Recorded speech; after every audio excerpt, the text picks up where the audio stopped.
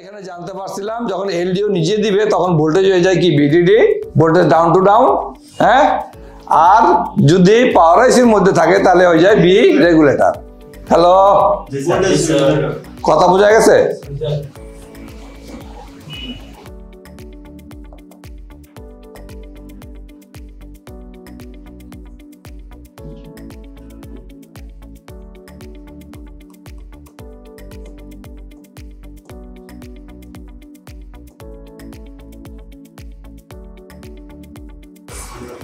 এখন এই যে এখানে দেখা যায়, আপনারা দেখতে পান? হ্যালো, দেখতে পান? দেখেন এই যে এলডিও গুলার নাম আছে সব কার মধ্যে দেয়া? পাওয়ার আইসির থেকে কি ইনপুট আউটপুট ভোল্টেজ বাইরে দিতেছে কার? পাওয়ার আইসি। অতএব এই যে ল্যাঙ্গুয়েজ গুলা দেখেন, এটা হলো এলডিও 14, হ্যাঁ কথা বুঝছেন? এটা কি সিমের ভোল্টেজ দিছে কেডা? পাওয়ার আইসি। কার মাধ্যমে? ক্লিয়ার না? ক্লিয়ার না? এখন কি ল্যাঙ্গুয়েজ বুঝতে পারেন না পারেন না সেটা বলেন তো, হ্যাঁ?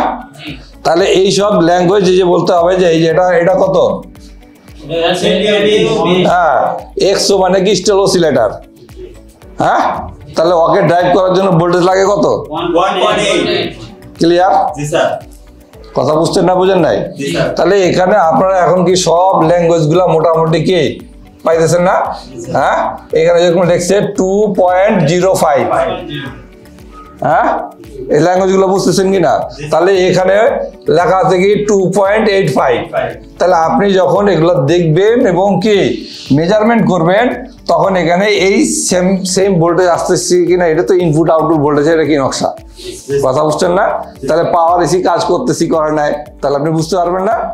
এখন পাওয়ার এসির মধ্যে একটা এলডিও নষ্ট হলে একটা ওর কাজ বন্ধ।